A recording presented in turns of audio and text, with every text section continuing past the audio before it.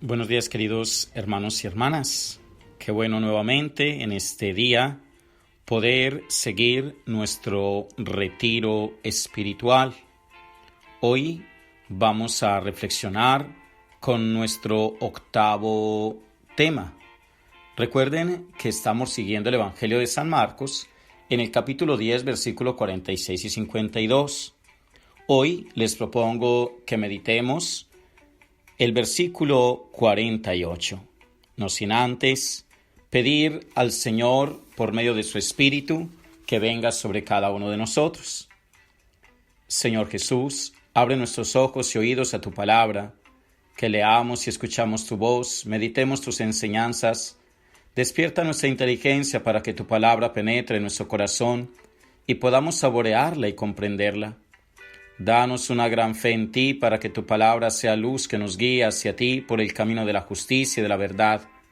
Habla, Señor, que te escuchamos y deseamos obedecerte, porque tu palabra es para nosotros vida, gozo, paz y felicidad. Háblanos, Señor, tú eres nuestro Maestro. Amén. Versículo 48. Del Evangelio de San Marcos en el capítulo 10. Muchos le increpaban para que se callara, pero él gritaba mucho más: Hijo de David, ten compasión de mí. La humildad de Bartimeo sobre su ceguera le llevó a comprender y a pedir la ayuda de Jesús. Ten compasión de mí. Pero su grito quiso ser silenciado por muchos de los que seguían a Jesús. Bartimeo gritaba a pesar de su impotencia y a pesar de la oposición violenta de muchos seguidores de Jesús. Porque lo interesante para estos no es que aquel hombre recuperara la vista, sino que no se perturbara el ambiente general del que estaban disfrutando, que nada extraño rompiera la aparente armonía de la comitiva que acompañaba a Jesús. Hemos de subrayar, hermanos, que en este momento de la escena, Bartimeo era un ciego que no quería serlo. Aunque el dato nos parezca obvio, es bueno tener en cuenta que en la vida espiritual son frecuentes los ciegos voluntarios. La sabiduría popular dice que no hay peor ciego que el que no quiere ver. Los escritores místicos suelen presentar al hombre como perdido en un bosque y buscando salida. Pero también es verdad que hay hombres perdidos en ese bosque que no saben que están perdidos, son ciegos que creen ver. Muchos le riñen para que se calle, pues sus gritos desentonan con la melodía de la peregrinación de aquel día. Entonces la gente lo presiona para que se modere, tratando de hacerlo regresar a su costumbre pasiva. Unos con enojo, otros regañándolo, le piden discreción y mesura. Tratemos, hermanos, de identificar algunas voces que tratan de silenciar el grito dirigido a Jesús, que tratan de opacar nuestro deseo de Dios, que tratan de oscurecer nuestra necesidad de la misericordia divina, que en definitiva tratan de alejarnos de nuestro seguimiento fiel al Señor. Identifiquemos las voces que quieren acallar nuestro grito o el grito de los hermanos necesitados. Aunque seguramente los conocemos, es necesario recordarlas, identificarlas y ante todo reflexionar cómo estas voces están influyendo en nosotros hoy, porque vivimos en esta cultura posmoderna y no somos impermeables a estas situaciones. Por tanto, las observamos no para rechazarlas, sino para mirar cómo podemos vivir en el mundo sin ser del mundo, cómo asumir las realidades humanas de hoy sin traicionar el Evangelio, cómo ser discípulos en el ambiente en que nos toca vivir y ejercer el ministerio como lo debemos ejercer. Hemos dicho antes que es indispensable en el discípulo escuchar la palabra de Dios. Pero es claro que el mundo en que vivimos tiene muchas otras palabras que en ocasiones quieren acallar la palabra verdadera. Veamos algunas de estas voces que quieren acallar la palabra. La primera de ellas la cultura actual llamada posmoderna. En esa cultura es difícil entender el ministerio. No es fácil asimilar que un hombre frágil y débil puede ser boca por la que Cristo habla y mano por la que Cristo actúa. Es difícil comprenderlo porque esta cultura quiere negar la trascendencia.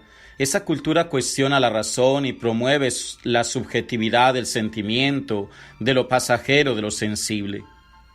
En esta visión también nosotros podemos caer fácilmente, arriesgando que nuestro seguimiento al Señor y el proyecto evangelizador que se nos confía no corresponda a lo que Jesús y la Iglesia quieren de los ministros. Las consecuencias de entrar en esta dinámica son la incapacidad de compromisos estables y para siempre, búsqueda de la felicidad exclusivamente en el placer, lo que ha llevado a la pérdida del sentido de pecado, a frustrar la capacidad de sacrificio, a desvalorizar la ascesis. Al respecto nos enseña Ratzinger: la crisis de nuestro tiempo depende principalmente del hecho de que se nos quiere hacer creer que se puede llegar a ser hombre sin el dominio de sí, sin la paciencia de la renuncia y la fatiga de la superación, que no es necesario el sacrificio de mantener los compromisos aceptados, ni el esfuerzo para sufrir con paciencia la tensión de lo que se debería ser y lo que efectivamente se es. Un hombre que sea privado de toda fatiga y transportado a la tierra prometida de sus sueños pierde su auténtica y su mismicidad. En realidad, el hombre no es salvado sino a través de la cruz y la aceptación de los propios sufrimientos y de los sufrimientos del mundo que encuentran su sentido liberador en la pasión de Dios. Solamente así el hombre llegará a ser libre. Todas las demás ofertas a mejor precio están destinadas al fracaso. La esperanza del cristianismo y la suerte de la fe dependen de algo muy simple, de su capacidad de decir la verdad. La suerte de la fe es la suerte de la verdad. Esta puede ser oscurecida y pisoteada, pero jamás destruida. Segundo momento, nuestro consciente o inconsciente orgullo de pensar que siempre tenemos la razón.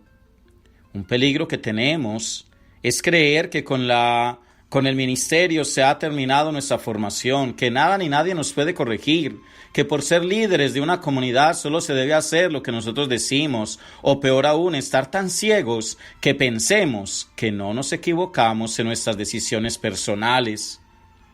La experiencia que estamos viviendo en este momento histórico de la Iglesia nos da cuenta de cuántos errores hemos cometido, de cómo ante faltas tan graves no hemos visto la gravedad y el daño que podemos hacer a la sociedad cuando con humildad no nos reconocemos pecadores. Recordemos las palabras del Papa Francisco cuando su saludo de Navidad al personal que trabajaba en la curia decía: la Biblia y la historia de la Iglesia nos enseñan que muchas veces incluso los elegidos, andando en el camino, empiezan a pensar y a creerse y a comportarse como dueños de la salvación y no como beneficiarios, como controladores de los misterios de Dios y no como humildes distribuidores, como aduaneros de Dios y no como servidores del rebaño que se les ha confiado. Muchas veces, por un celo excesivo y mal orientado, en lugar de seguir a Dios, nos ponemos delante de Él, como Pedro, que criticó al Maestro y mereció el reproche más severo que Cristo nunca dirigió a una persona: ponte detrás de mí, Satanás, tú piensas como los hombres, no como Dios.